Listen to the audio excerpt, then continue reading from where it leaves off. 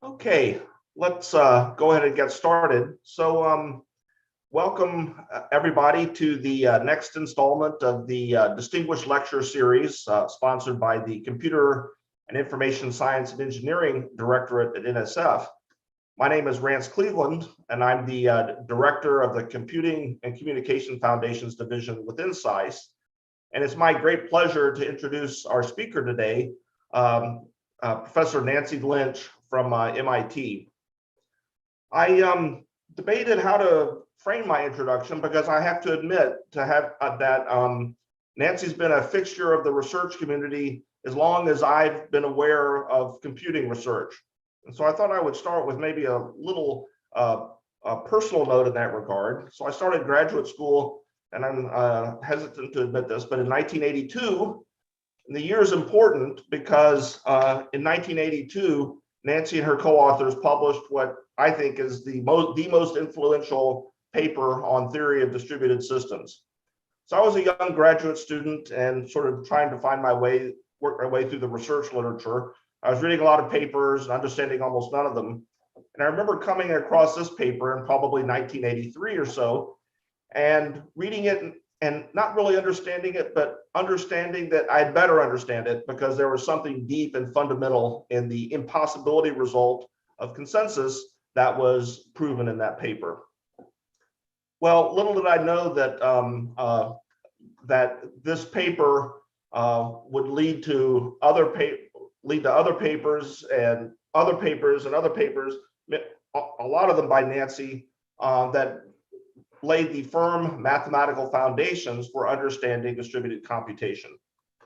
So Nancy is, as I said, a professor at MIT. She also got her PhD at MIT in mathematics.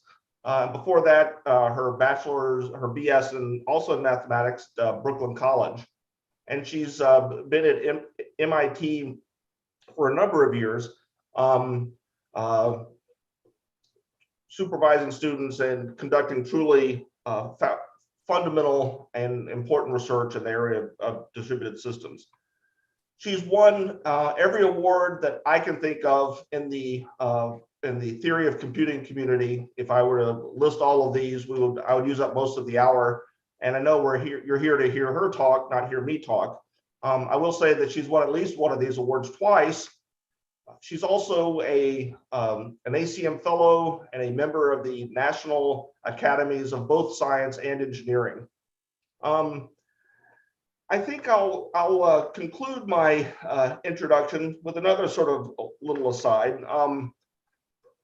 From time to time in my career, I've heard Nancy referred to as a force of nature, and this is a testament to her truly astonishing record for years and years and years and years of fundamental results in a variety of the theoretical areas involving distributed systems. However, I sometimes think that should be flipped around a little bit. Instead of referring to Nancy as a force of nature, I like to think of nature as being a force of Nancy. Again, in recognition of her truly remarkable record and the very important research that she's done. So without further ado, I'll turn the floor over to Nancy Lynch. Wow, thank you. Excuse me. Thank you for that introduction, Rance, and thank you all for inviting me for this talk. Can you hear me okay? I assume? Yes. Okay. So this talk is going to be on a theoretical view of distributed systems. It's a very broad talk about what I have worked on over decades with many collaborators and students. So yeah, so basically we've been involved in developing the theory for distributed systems. We're trying to understand distributed systems in mathematical terms. That includes what they do, what they are able to do, and what the limitations are. And specifically, what is that? Well, it is involved defining mathematical models for problems that are solved in distributed systems and for the algorithms that are used to solve them. Sometimes it's involved developing new algorithms and sometimes considering algorithms, studying algorithms developed by others. It's involved producing proofs of correctness also performance, fault tolerance properties. And then, as Rance mentioned, we've had a lot of work on proving impossibility results and lower bounds. So these are expressing inherent limitations of distributed systems for solving problems. And along the way, we've had to do a lot of work on developing basically concurrency theory type foundations for modeling and analyzing distributed systems. So what kinds of systems? We started out working on distributed data management systems mostly, and more recently we're working on communication systems, both wired and wireless. And very recently, my group is focused on biological systems, which are systems like insect colonies, developmental biology, and brain networks. Okay, so in this talk, does anybody keep their camera on? No, it looks like all the cameras are dead. Oh, well, if somebody could keep a camera on, that would be nice. It's nice to get a little reaction. Okay, so in this talk, I'm going to, it's a very broad brush talk. I'm going to talk about work we've done on algorithms for traditional distributed systems, talk about impossibility results, and then very, very briefly, talk about the foundations work and some of the newer work on algorithms for new types of distributed systems. Okay, so for traditional distributed systems, well, we began our work in this area with a study of mutual exclusion, the costs of achieving mutual exclusion in shared memory multiprocessor settings. This is work with Mike Fisher, Jim Burns, and others. And then we moved from there into studying some abstract distributed network problems, including consensus, approximate consensus, clock synchronization. And so these two papers listed here give some new algorithms for fault-tolerant clock synchronization and fault-tolerant approximate agreement. There's a lot of references that you're going to see on these slides. So assuming that we can post the slides later, you might want to browse some of these papers later on. The first example I'm going to go into in some detail is a paper with Cynthia Dwork and Larry Stockmeyer on consensus in the presence of partial synchrony. Okay, so this is, it addresses the problem of exact agreement in the presence of failures, not just approximate agreement. It's kind of a counterpoint to the Fisher-Lynch-Patterson results that Rance was talking about. I'll go over that result later in the talk, but that shows impossibility for reaching fault-tolerant consensus in asynchronous networks. Whereas this paper by Dwork, Lynch, and Stockmeyer presents an approach for dealing with delimitation from the FLP paper. Also presents several algorithms that use this approach and tolerate different types of failures and timing uncertainties. Okay, so yeah, just as an aside, this paper has been very well recognized lately and has won the Dijkstra Prize, but it wasn't very well cited at the time we wrote it because it was written as a purely theoretical paper. It's been kind of rediscovered lately because it's relevant for things like blockchain algorithms.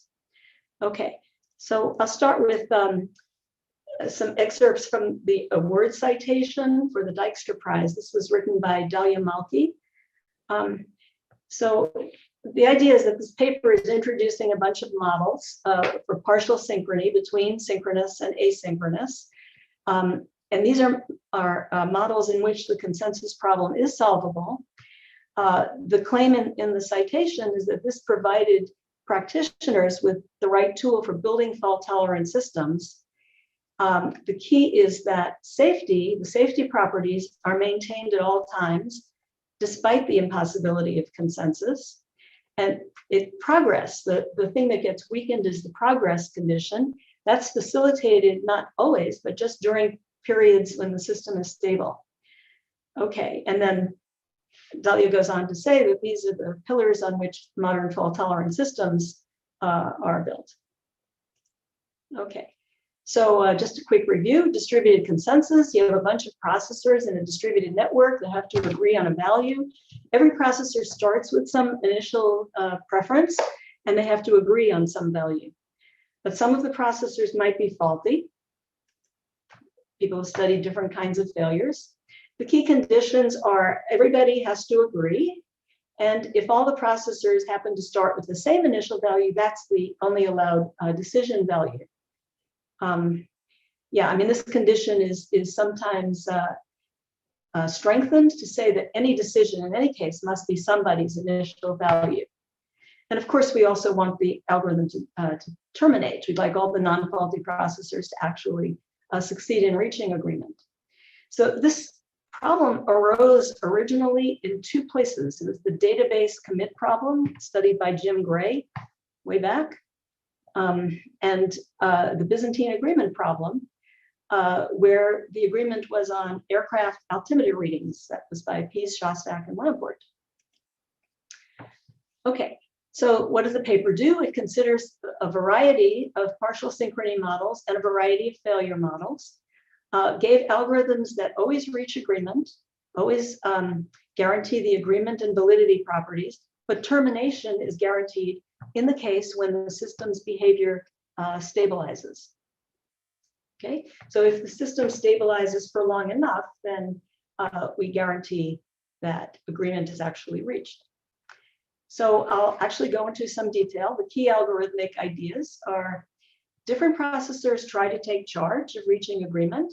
And in our paper, they do this in a rotating fashion. This is a paradigm called a rotating coordinator paradigm. And you have to do some work to reconcile what happens if different coordinators try to coordinate decisions. You have to make sure they don't contradict each other.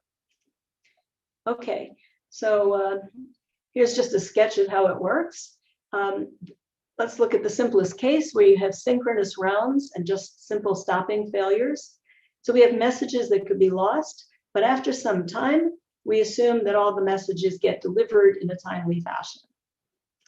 Okay, so we have phases, each one some coordinator is in charge of, and we can do it by the coordinator number is the number of the phase mod n. So processor can lock a value with a certain phase number. That means it thinks that the coordinator might decide that value at that phase. And here's what happens during the phase K under the control of some coordinator. First, everybody sends the coordinator what it thinks are acceptable decision values. That means they don't hold a lock on something different, and actually it's known to be somebody's initial value. So everybody sends their acceptable values, and then the process picks a value that is acceptable to a majority of the processors, broadcast that value, and all the recipients lock that value for the current phase. Okay, now anybody who locked the value sends an acknowledgement to the coordinator. Now remember, these messages could get lost. But if the processor coordinator receives a majority of acknowledgements, then it's able to decide on that value. And then round 4 is just a bunch of cleanup stuff going on. Okay, so that's basically the flavor of all these protocols. It's just repeating it again. And this is depicting the communication pattern. Okay, so some of these ideas come from Skeen's 3-phase commit, is inspired by Dale Skeen's earlier work on 3-phase commit. And then somewhat later, Lamport's Paxos consensus protocol uses very similar ideas to reach agreement. Okay, I should say that there's a difference with an important difference in Paxos protocol is it has more concurrency. It doesn't use a strictly rotating coordinator, but it allows different coordinators to make attempts concurrently. But it's still the majority checking discipline that's used to manage the conflicts. Okay. All right, so that's the first example. The next 2 contributions I'm going to talk about are mostly about modeling and proofs for algorithms that had arisen in the design of distributed systems, not so much about new algorithms like the previous example. So both of these deal with distributed data management, which was the main focus of our work for many years.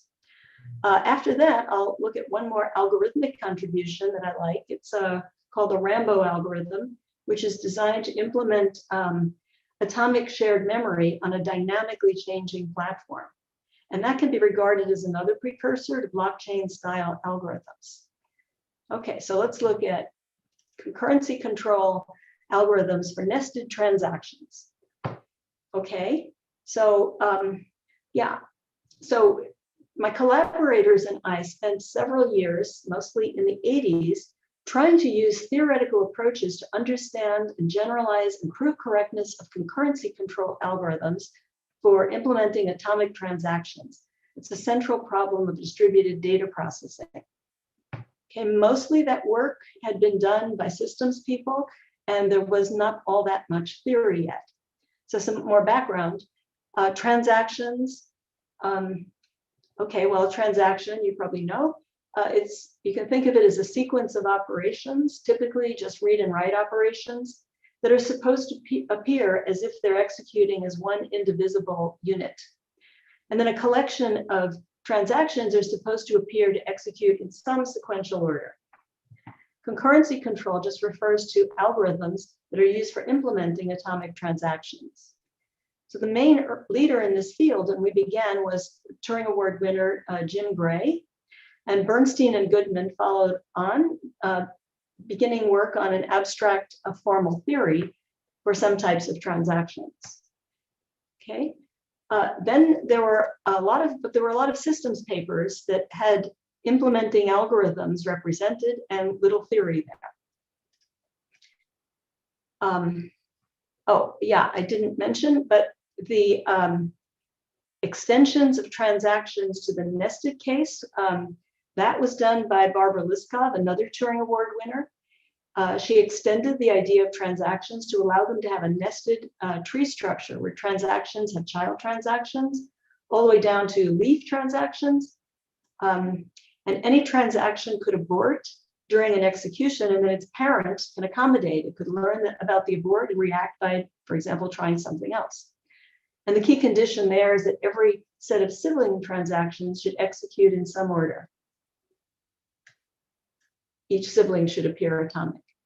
So this is a very flexible programming discipline that Liskov included in her Argus distributed programming language. So that work seemed really interesting, but it was complicated. The new nested transaction concept and all the algorithms for implementing it had no theory, just the descriptive systems papers and the implementations. So our work involved trying to model these things, the transaction requirements and the algorithms mathematically. Along the way, we ended up generalizing some existing algorithms from the single level transactions to nested case. And then we were actually able to push this to the point of proving correctness of these algorithms. Okay, so we wrote a book that included all of this work. It's based on a whole series of research papers. So what we did was develop a general theory for nested transactions.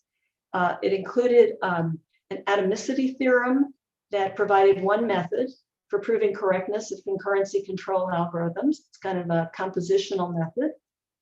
And then we did all of these types of algorithms. There's lock-based algorithms, which is what was used in the Argus system. But there's also algorithms that do concurrency control based on timestamps on a combination of the two. There's optimistic algorithms. Orphan management algorithms deal with what happens to child transactions of aborted transactions.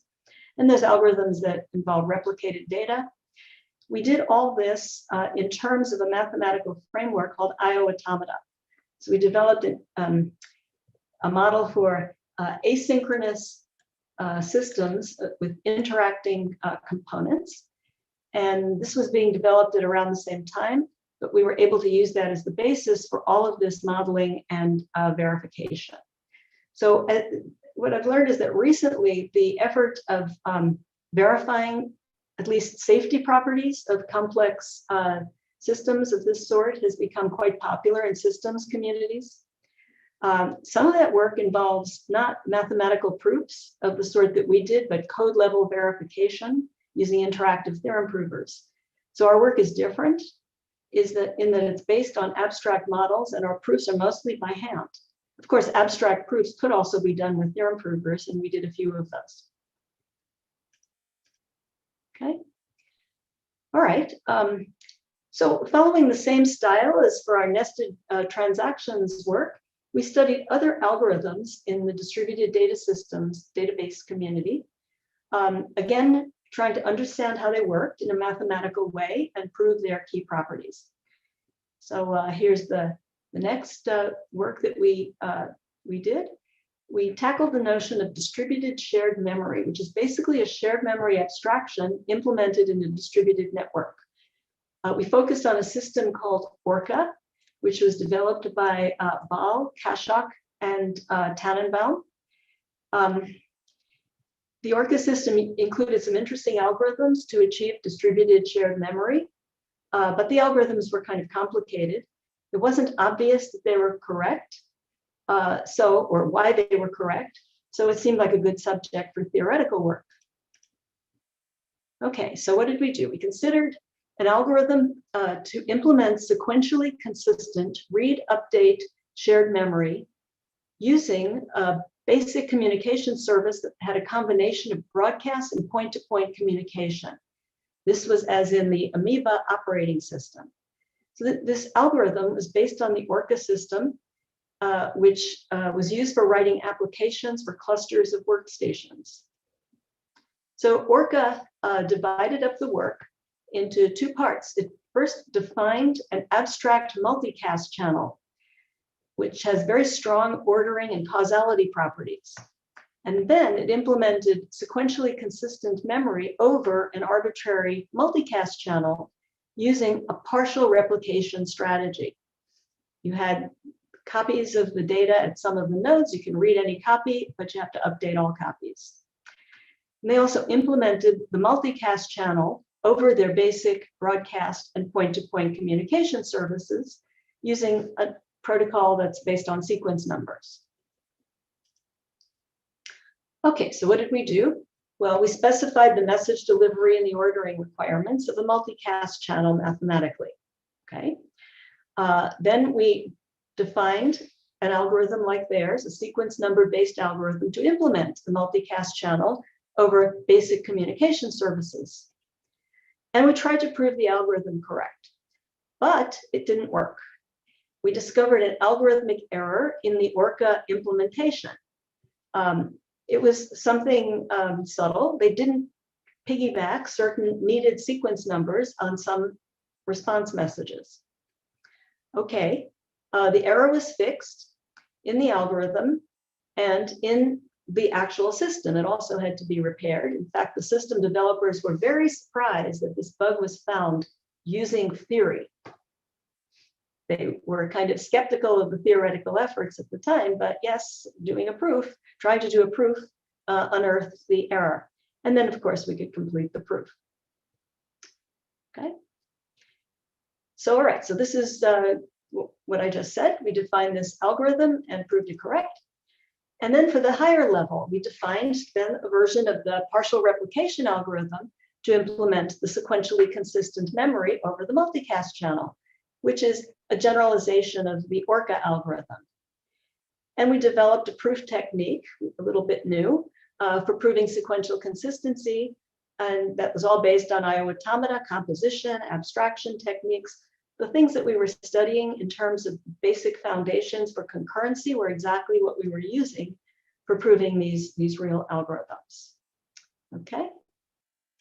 All right, so summary of just these last two parts is, what did we do? We looked at a bunch of existing distributed systems. We used IO automata-based formal methods to model and verify many such systems, especially the kind that had strong consistency requirements for the data. And we specified the properties that were required, defined abstract versions of the systems, and proved the algorithms correct. That meant we had to clarify ambiguities, and we found and fixed some errors. The one I told you about, also at least one other in an existing system. Okay. All right, so one more algorithm example is the work on reconfigurable atomic memory. So here I'm going to talk about this last paper by Gilbert, Lynch, and Schwarzman on Rambo, which is a reconfigurable atomic memory service that works in dynamic networks. So this is just a picture from a news story on this, which shows a centralized memory brain being implemented on a bunch of distributed mobile devices. Okay, so our goal is to implement atomic read-write shared memory in a dynamic network setting. So atomic memory is what? It's supposed to look like a centralized shared memory to everybody who accesses it. The participants can join and leave and fail during computation. That's a dynamic network. Examples would be mobile networks and peer-to-peer networks. We want high availability, low latency, and we want to maintain atomicity in all cases. But we'd like good performance when there's some limits on the changes. So examples that inspired this work are soldiers in a military operation that don't have any fixed infrastructure that they're using, like in the first, like the war in Afghanistan, where you have a bunch of soldiers going into an area and they don't have any communication infrastructure, so they have to either bring their own on a truck, or else there ought to be some techniques that can run just on the mobile devices. Okay, the starting point for this work was a work on static networks by Atiyah, Barnoy, and Dolev. So basically, the protocol for maintaining atomic memory in a static network involved quorums of processors. You can think majorities if you like, but they basically allowed some read quorums and some write quorums. The key condition, as for majorities, is every read quorum has to intersect every write quorum. They replicated the objects everywhere with tags indicating versions. And then their algorithm to read was contact a read quorum, determine the latest version, propagate it to a write quorum, and return it.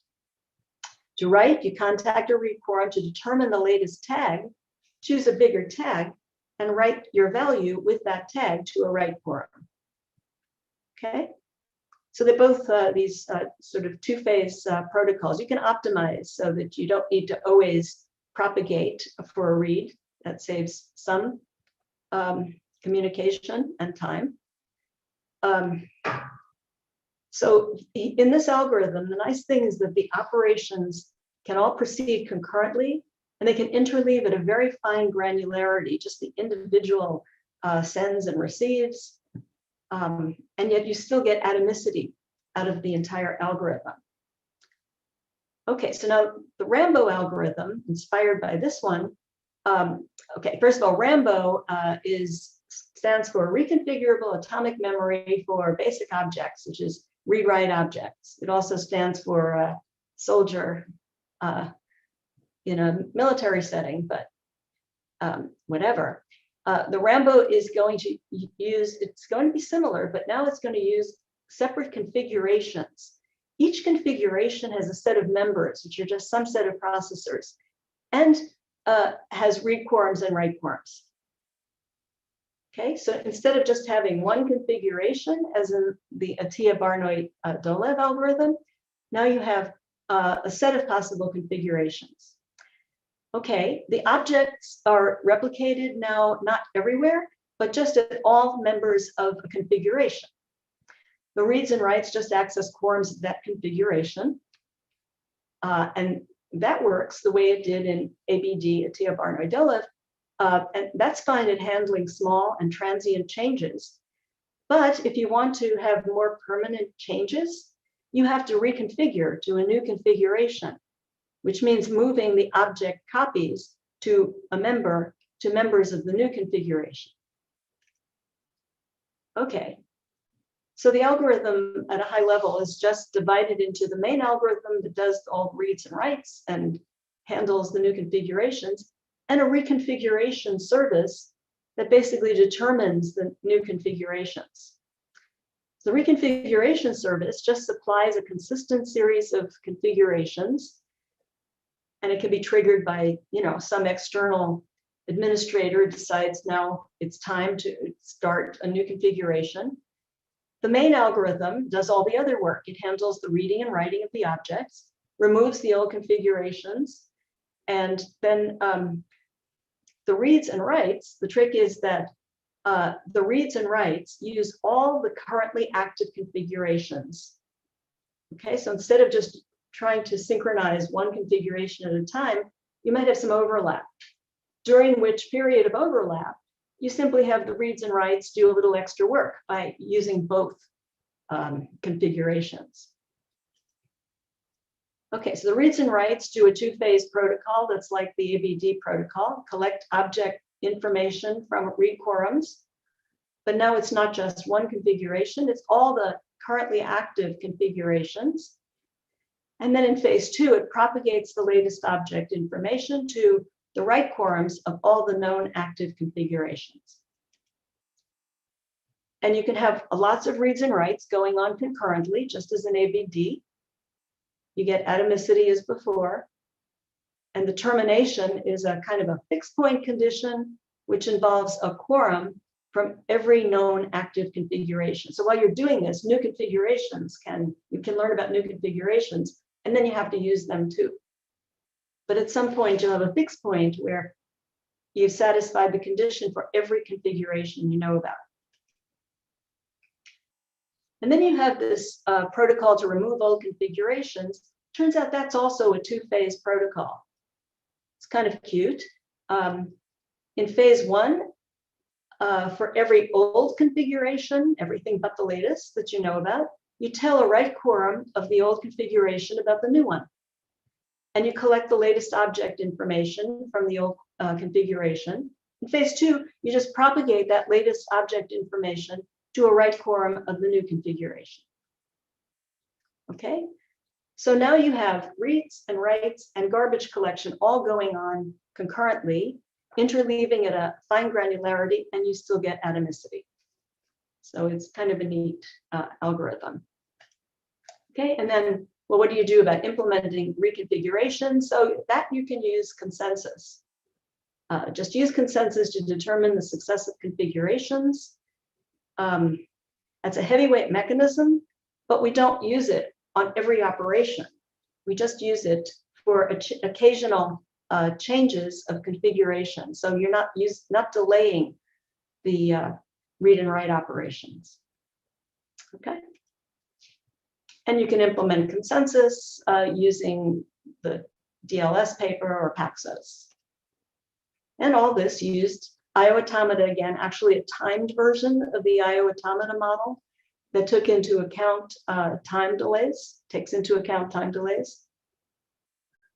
And there's a nice method if you have to prove atomicity for a data system. There's a nice method based on partial orders that's described there and used in many other places. Okay. All right. So that's what I wanted to say about algorithms. Gee, it's odd not to have feedback and pauses for questions, but I guess you can't do that in this format. Okay, well, I'll go on. In the next part, I'm going to talk about some of the selected impossibility results. Try to give you the flavor of these results. So the starting point here is that distributed algorithms have very strong inherent limitations. Why? Because they have to work in settings where processors only know what's happening locally, and there's all this uncertainty about what's happening when, and there can be failures. So once you have theoretical models, as we do for the algorithms, you can actually prove that these limitations hold. So the starting point for me in this area was a nice little paper by Kremers and Hibbard way back in 1976. As far as I know, that's the first impossibility result for distributed computing. So these were my colleagues at University of Southern California at the time. The work was in a shared memory setting. They looked at a a setting with Boolean shared variables, arbitrary operations, not just reads and writes. And the problem they considered was fair mutual exclusion. Processors can come in, they want the resource, and you want this to be fair. So everybody that requests the resource should eventually get it. Turns out that, and they proved that it's impossible for this to work. It's unsolvable for two processors with a single Boolean shared variable. No matter how powerful an operation you did on this variable, two processors can't arbitrate to get fair access to a resource using a Boolean shared variable. So yeah, so their proof is based on constructing a collection of executions and showing that one of these has to lead to an incorrect result. They use the fact that the processors will behave the same in two executions in which their own states and the shared memory contents are the same, regardless of the internal states of the other processes. So this is kind of a, a light bulb going off. Oh, you could prove this type of limitation based on this limitation of locality. I should apologize because I'm mixing the terms process and processor, but it's mixed in the research literature. So I'll mostly say process now for the impossibility results. Okay, so I'm going to do a quick tour of a little lower bound on the number of shared variables needed for mutual exclusion.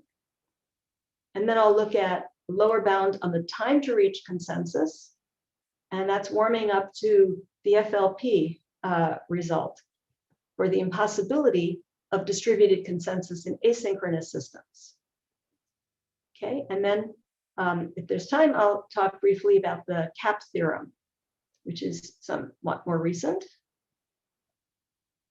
Okay, so first, our work on mutual exclusion. We started working on mutual exclusion. First, we focused on the size of the shared memory and try to generalize from Kremer's and Hibbert's results. We got results about n processes instead of 2 processes. So that's in the first paper on this slide. The second one is the one I'll talk about now. This gives you a bound not on the size of a shared variable, but on the number of shared variables. And now we're looking at shared variables that just support reads and writes. So this was appeared in 1993, but actually this was proved way back 10 years before. So this actually gives an important limitation on the power of read-write shared variables compared to variables with more powerful operations. If you try to solve the same problem with more powerful read, modify, write operations, one variable is enough. Okay, so here we go. Mutual exclusion for n processes using read-write shared memory requires at least n separate shared variables. And this is true even if you don't require fairness. So, the Kremer's and Hibbert result doesn't apply here. You just require the system to keep making progress. If there's someone who wants a resource, someone should get it. We allow every process to read and write all the variables. And the variables now can be not just Boolean, but unbounded size. So this is a very permissive setting. You just have to try to make progress. Everybody can read and write all the variables, unbounded size variables, and still you can't solve the problem. And I'll just show an example why you can't do it with 2 processes and only 1 shared variable. Okay, suppose you have 2 processes, P1 and P2, and they solve mutual exclusion with progress using just 1 read-write shared variable I'll call X. Okay, so let's look at this scenario. This is how these proofs go. You construct scenarios that had contradictory requirements. Suppose process 1 arrives, nobody's around, process 1 then comes in by itself, wanting the resource. So by the progress requirement, it has to be able to get it. Somebody wants the resource, somebody has to get it, and only process 1 is around. Okay, along the way, I claim that the process must write to the shared memory. Why? Because if it didn't write anything, the other process wouldn't know it was there. It wouldn't know that it had advanced from outside the system into the critical region.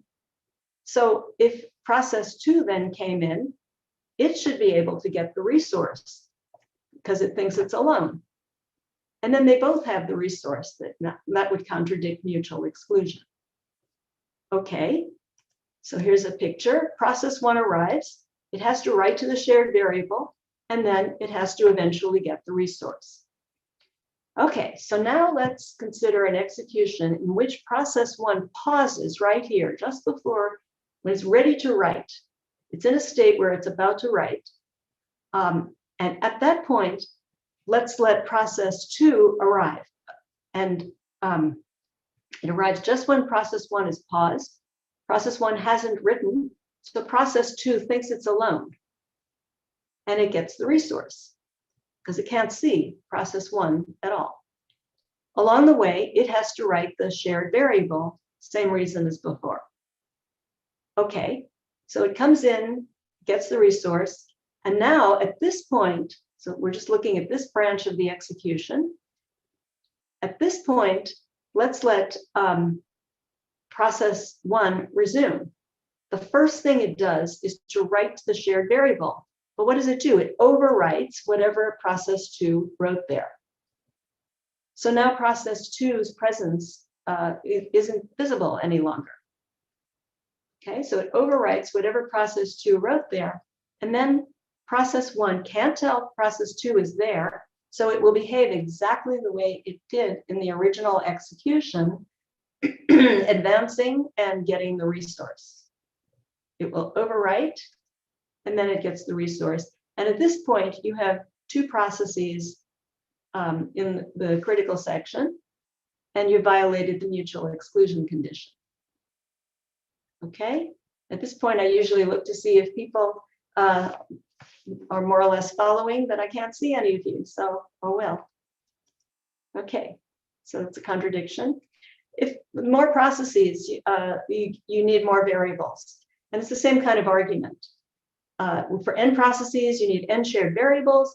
It's more intricate, the construction, but it uses the same ideas. Writing to a shared variable overwrites the previous contents, and then a process can see only its own state and the values that it actually reads from the shared variables. So using those facts, you get this extended impossibility. Okay, so moving along,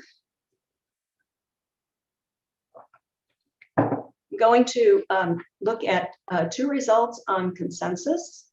I'm listing several papers. The first 3 are for the synchronous model. The first one is the lower bound on the time for consensus in the synchronous model. The next paper actually extends that to K-set consensus, where you can agree on K values instead of 1. And this one is a cute paper that gives unifies many impossibility proofs for distributed consensus problems. And then I'll talk about the FLP result.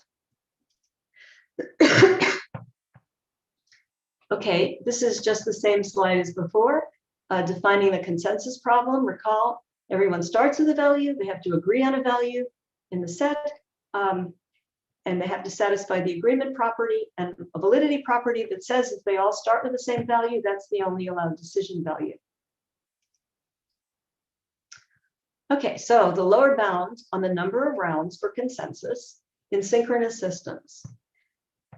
Okay, the starting point here was to notice that all the known algorithms for fault-tolerant agreement in synchronous systems had used at least f+1 rounds where there's f possible failures.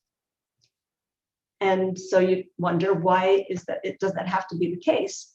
So it turns out that's inherent, that f+1 rounds are actually needed in the worst case, even if you're only talking about simple stopping failures. Okay, so all right, proof idea. Assume that for contradiction that you have an f-round agreement algorithm that tolerates f failures. And we'll assume, to make things simple, but this is all without loss of generality, that you have an end node complete graph. The decision set is just 0 and 1. Decisions are reached at the end, and everybody sends something to everyone else at every round. Okay, so these are just for simplicity. Okay, so let's just look at the base case, and I'll just give a hint at the next case. So the base case is just, you can't have an end process one fault stopping agreement algorithm that always decides at the end of round 1. Okay, so you need at least 2 rounds to tolerate 1 failure, is what this is saying. How do we know this? Okay, proof by contradiction. Suppose you have an algorithm for end processes that only works in 1 round and tolerates 1 failure. Okay, so this is a new kind of argument. You construct a whole chain of executions to get the contradiction. So, I mean, in the last examples, you just saw particular executions, but here you're going to systematically construct a whole chain of executions. Each execution in the chain has at most 1 failure.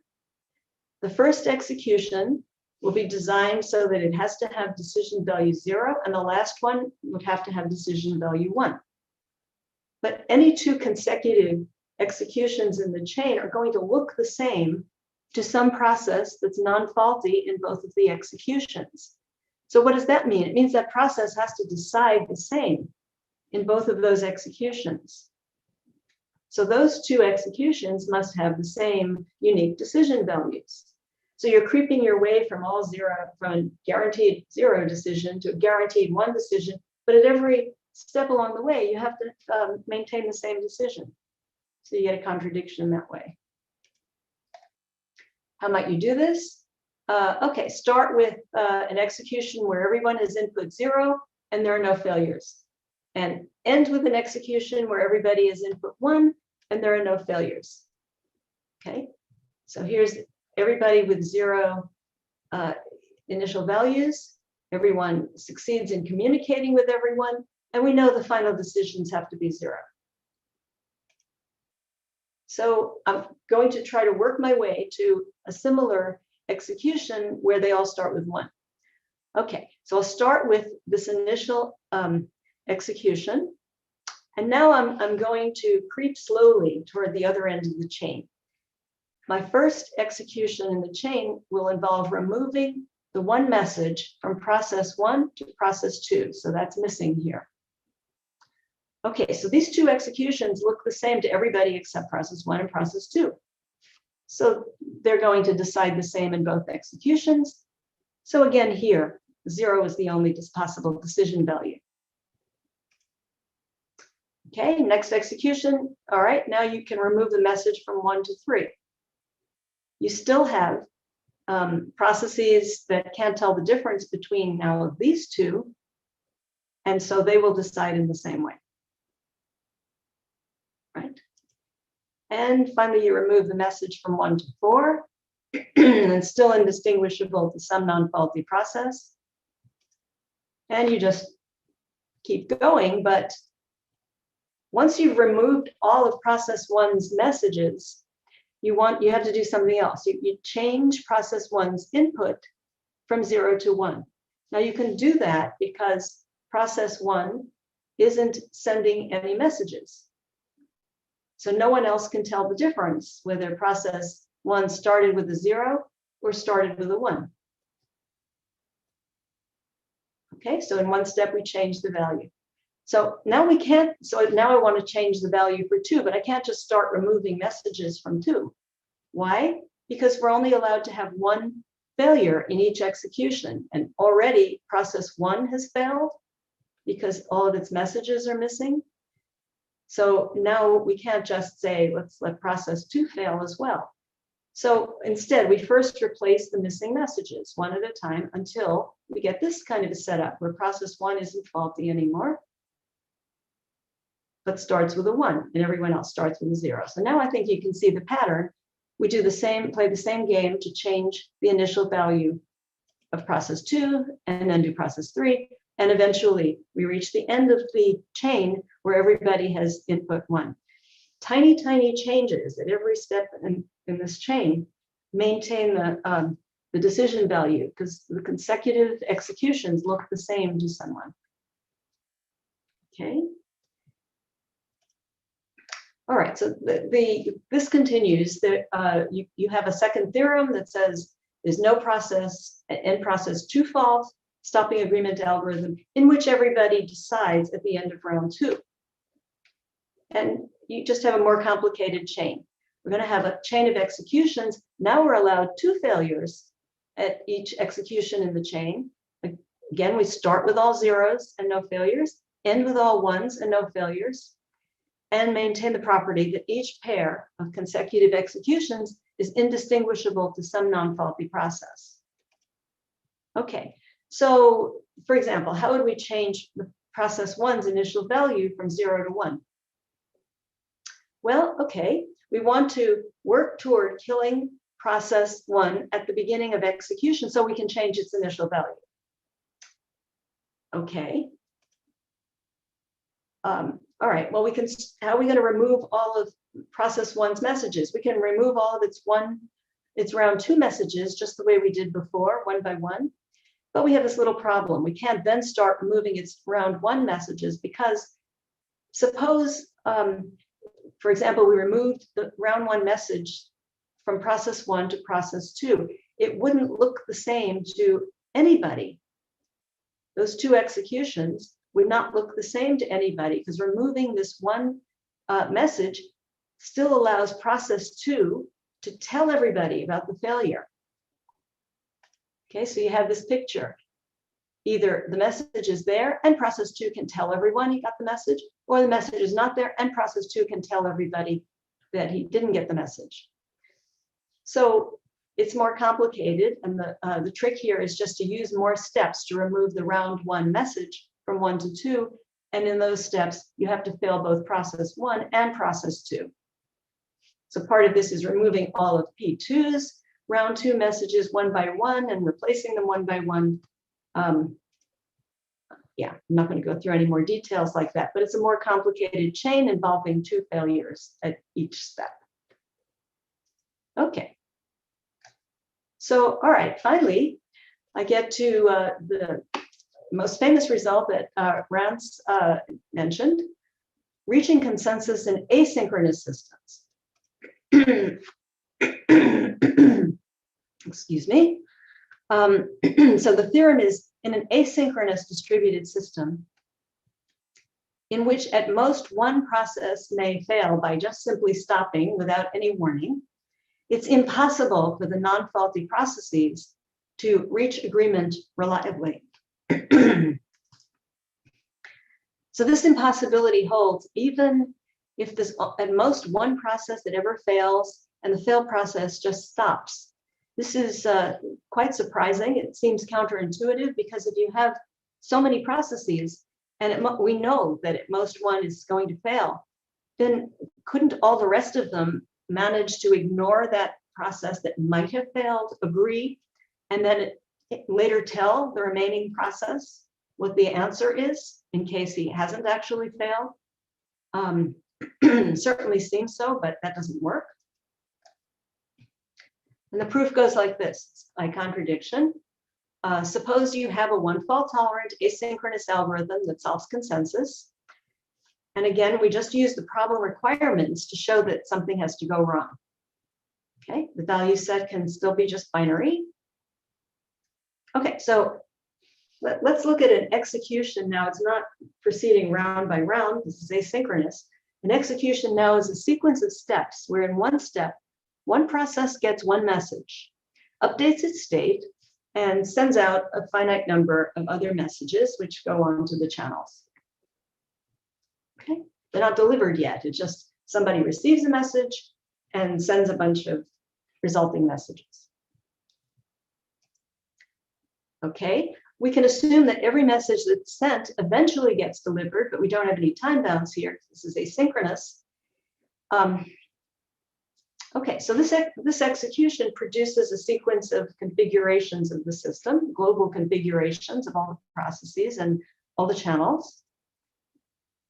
Okay, If you have an execution in which everybody starts with 0, the only allowable decision is 0, and the same for 1. If you have mixed inputs, you're allowed to have either decision. And the core of the argument is to prove that the algorithm has to have a certain kind of pattern of configurations where a decision can get made. A pattern consisting of 4 configurations. Let's call them C0, C1, D0, D1. So D0 results from C1 just by having a particular process I receiving a particular message M. Okay. Configuration D1 results from configuration C1 in the same way. Same process I receiving the same message M. And now the relationship between C0 and C1 is C1 follows from C0 in one step where some process Pj receives a message M prime. Okay, so we have this funny configuration, a set of configurations, and D0 determines that the final decision will be 0. It's called 0 valent. The only decision that's possible after this configuration is 0. The only decision that's possible after this configuration is 1. So somehow a decision is getting made in this very simple way. We're localizing a decision to a particular pattern of configurations. It turns out to get to this point, you make an argument that says, if you never have this kind of a pattern, you could make the algorithm continue executing forever, all processes continuing to take steps and no one ever deciding, which would contradict the termination requirement. So yeah, eventually you get down to this. And now you just have to consider 2 simple cases. Suppose these are 2 different processes. I and J are 2 different processes. Well, okay, then you're looking at a situation where a different process receives some message, process I receives some message. What happens if you let process J receive message M prime after D0? Well, since it's after D0, you still have to be 0 valent because you've already determined that the decision has to be 0. So we have, if we deliver M to Pi and then M prime to Pj, you get 0 valence. But if you do it in the other order, you get 1 valence. But these are 2 steps that happen at completely different processes. So the relative order can't possibly matter. You know, I'm receiving a message here, I'm receiving another message there. In either case, I just put some output messages on the channels. Doesn't matter what order that happens in.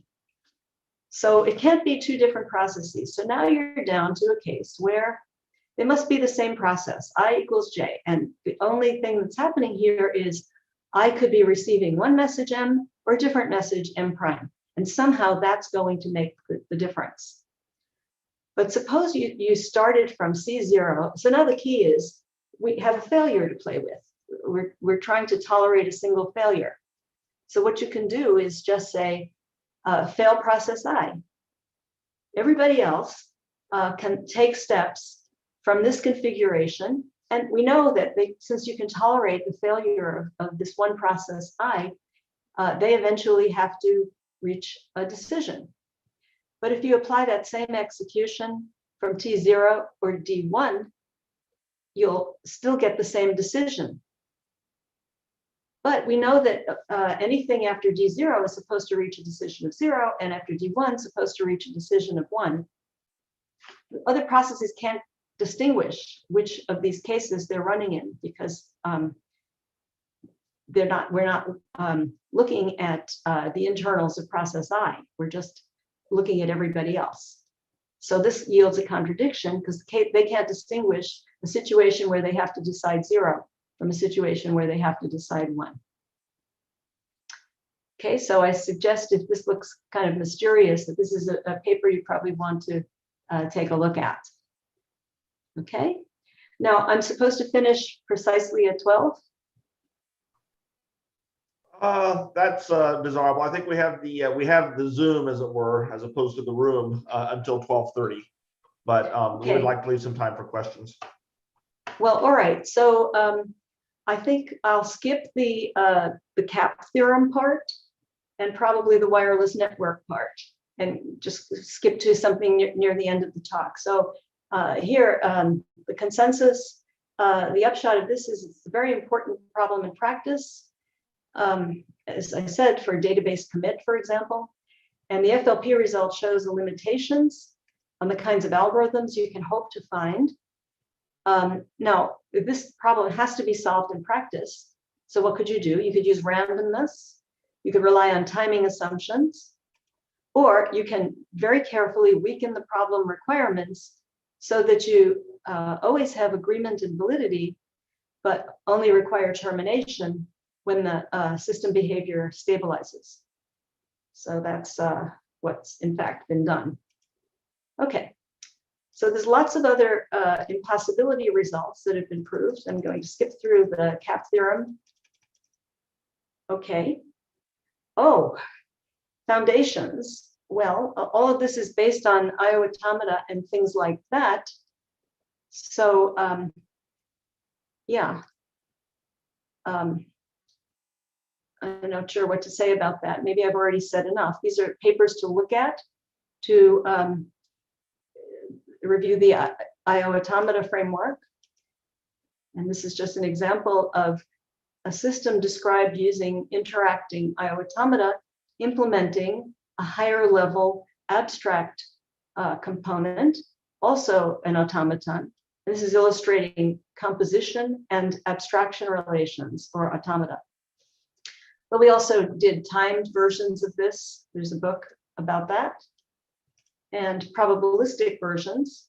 One was just recognized at Concur last year. This is work mainly by Roberta Segala on probabilistic automata. Okay, so the algorithms for new distributed systems are basically things we've been working on more recently. And the difference is that in these new types of systems, noise and uncertainty and change predominate. So we're looking particularly at wireless networks and biological systems. So, but it's the same type of research again. Again, we're looking at abstract models for problems and algorithms, new algorithms, ways to prove correctness and performance properties, impossibility results, and there's still work needed on general foundations for these very new types of systems. So I'm going to skip the wireless networks entirely. It's really fun stuff, but I'm out of time. So hopefully we can post the slides. So if people are interested, they can take a look. Okay, for biological systems, I'll just say a few words. The kinds of distributed algorithms we've been looking at are insect colonies, a little bit on developing organisms, and quite a bit more now on brain networks. These are very simple models. I mean, the components are rather simple. The algorithms tend to be fairly simple, not elaborate. The goals of this work are both to try to help understand biological systems in a new way as algorithms, but also feedback can go the other way. Once you understand how the biological systems operate, sometimes you can get new ideas for engineered algorithms, like machine learning algorithms can result from a better understanding of the brain operation. Okay, these are some references on our insect colony work. Problems we've looked at have included task allocation, searching problems, a very interesting consensus problem, agreeing on a new nest, and problems where insect colonies have to estimate how many other insects are around. And actually, we've been publishing some of this work in biology journals. And then our recent work on brains uses a stochastic spiking neural network model And we study problems like winner take all, which is a kind of leader election. It's a problem of focus and attention in the brain. Ways of coding concepts in neural networks, and ways of learning. And here's just a sampling of some of our recent papers on that. Okay, so the conclusions are that we've worked on a theory for distributed systems to help understand capabilities and limitations. These are the different types of work that's been involved. And this work has covered many kinds of systems over the years, starting with distributed data management systems, and then moving through communication systems, and currently different kinds of biological systems. But it's the same kind of aims, the same lens, algorithmic lens that we're applying to all of these different areas. And there's still a lot more to do for those of you who are interested in research, especially in these newer areas. And I have to thank my literally hundreds of collaborators on all of this work. And thank you. All right, thank you very much, Nancy. And indeed, it is unusual giving a talk in this new normal situation, as it were. Of course, now we would all be clapping. I have to clap for everybody on behalf of everybody else, including not only the people who are on the Zoom meeting, but also the people who are attending via the webinar mechanism, as well as on YouTube. So this is broadcast on YouTube. So I'll open the floor for questions now. Those who are attending, if you have a question, please use the Q&A feature in Zoom, and I'll moderate the questions and read them out. I'll maybe get things started though while people start marshaling their questions. I'm curious in particular in these sort of biological settings that you talked about before, what adaptations you had to make to the basic theoretical models of distributed computation. Okay, so we've pretty well moved toward just using synchronous models in those cases. The models are stochastic. For insect colonies, you basically have a sort of population protocol style model where you have a bunch of insects that may bump into each other, but the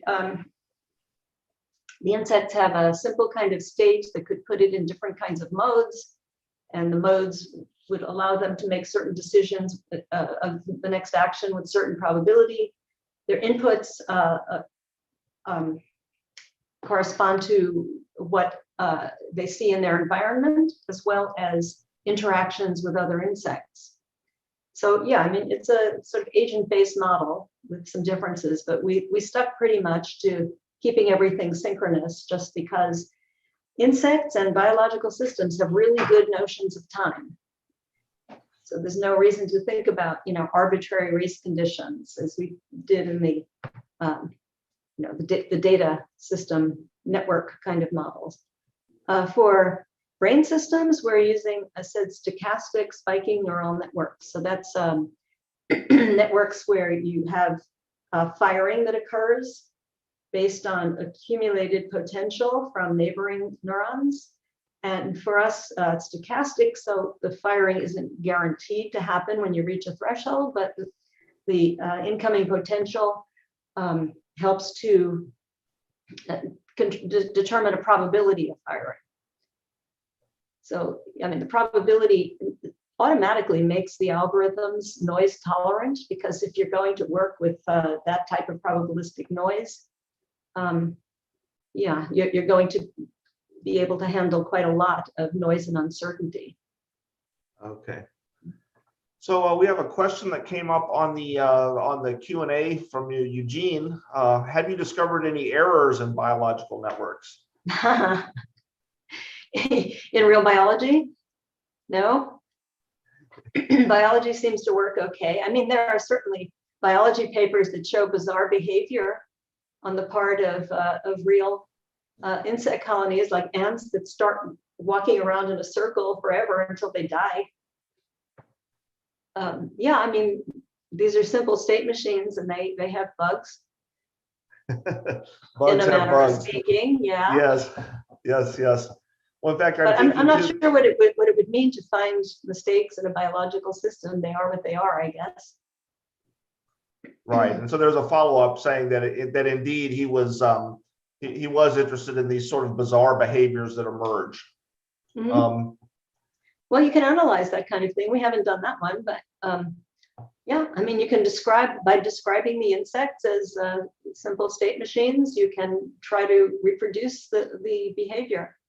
We're doing a lot of simulations now.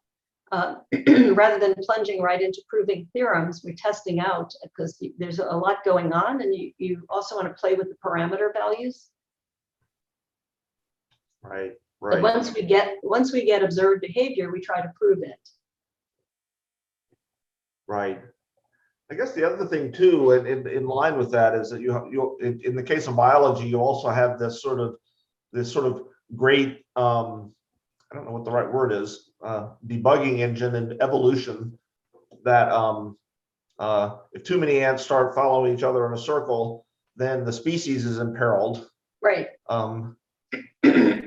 So there, it sort of. It Yeah, tends to anyway. stamp out behavior like that. That's true. Yeah, yeah, yeah.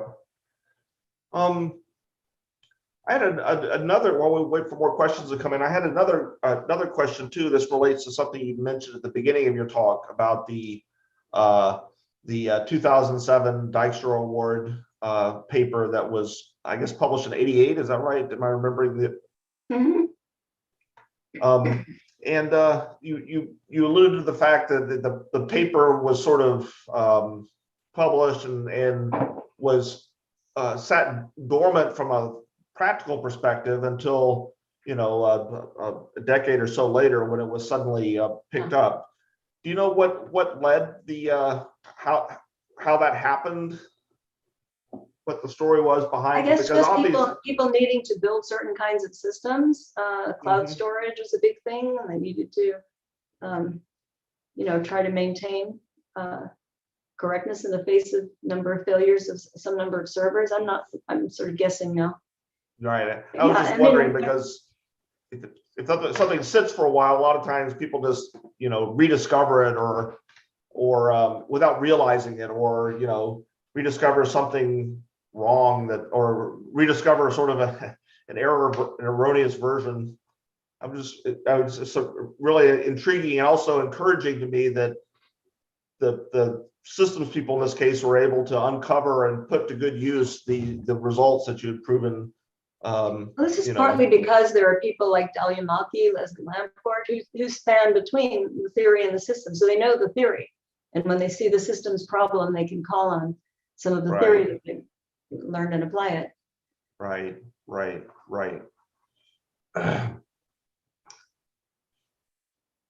There was another comment in the Q&A alluding to picking up this theme of evolution and saying it would be weird if every species we observed was in an evolutionary equilibrium, no behavioral bugs. And I guess point's taken. Of course, one evolutionary equilibrium is for the species to die out, I guess. And quite frankly, if you are at an equilibrium, that's probably the equilibrium you'll wind up at, because the environmental conditions will, I'm sure, continue to change even if the species doesn't. Well, certainly, yeah, there are species like fruit flies that have evolved over many, many generations. And you might think they're in kind of a stable configuration as far as the mechanisms that they use. Some work by Saket and Avlaka is worth looking at there. Yep. So I have another question just came in from Funda on the let's see. I'll just read you the question. How do goals and distributed decision making translate into insect colonies? Do they tend to be more complex? Are partial solutions more acceptable? For instance, perhaps you don't need all or that many, in fact, insects to come to an agreement. Does this enable any simplifications?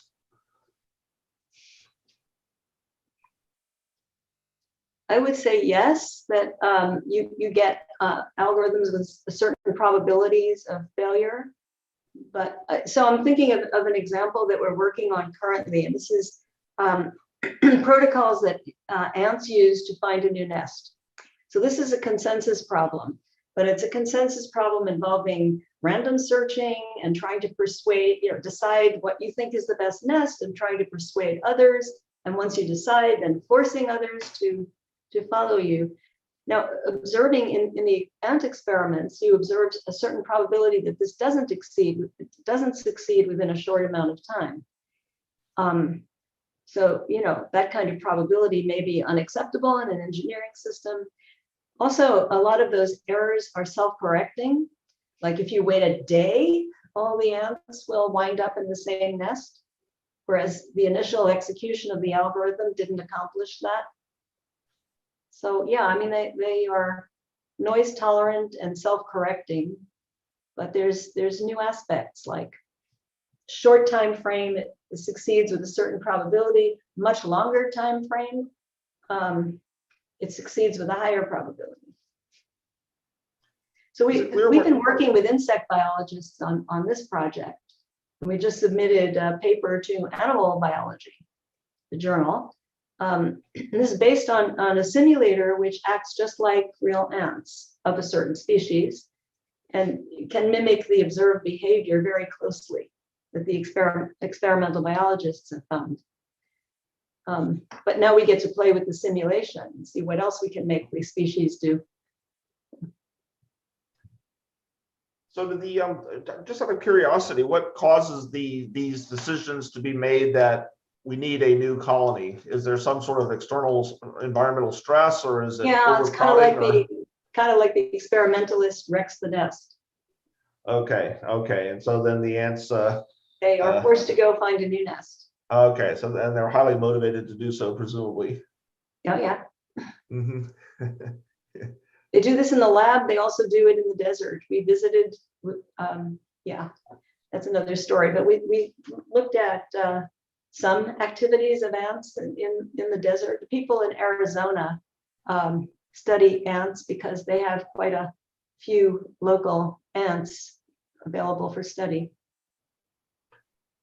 So are these algorithms typically fully decentralized, or are there sort of is there something like leader election that goes on in these ant? Nothing is centralized. Okay. It's nothing centralized in the brain algorithms. Yeah, I mean, there could be some chemical that's flooding dopamine can flood neurons, and that's kind of a global thing. But in the insect colonies, no, there isn't any central direction of any kind. Okay. You might think there's a queen and the queen would tell the others what to do, but she does not. Okay. I was wondering about that. And so does that mean that like bees and ants are different, or are bees also sort of decentralized, and the myth of the sort of all-powerful queen is sort of not, I guess that's a different. It's pretty much the same. The bees are very similar. Right. I mean, they're somewhat smarter, have more elaborate behaviors. They can indicate directions, for example. Okay. By dancing in a certain way. Interesting. Fascinating behavior. Maybe has limitations on how much that contributes to engineering, because the insects work under a lot of constraints that computers don't have. But on the other hand, they also have strategies for resilience, robustness, highly fault tolerant, noise tolerant, and we can learn from their strategies. Right. Interesting. Okay, well, I think we've exhausted the questions. So why don't we go ahead and conclude for today. So I'll just remind NSF attendees that there's a session from, I think it's from 3 to 4 today, for sort of a more one-on-one interaction with Nancy. In the meantime, Nancy, thanks for a fabulous talk. It was, on the one hand, great to hear, revisit those results that were so influential on me, have been so influential on me throughout my career. And I have to admit, I think we could spend another hour just talking about the insect and brain work too. There's so much interesting going on there. So thank you again, and we'll reconvene at 3 o'clock, and I guess everybody, at least on the East Coast now, can go grab a sandwich or something and have some lunch. Okay, So is it the thanks same, again, everybody. same location?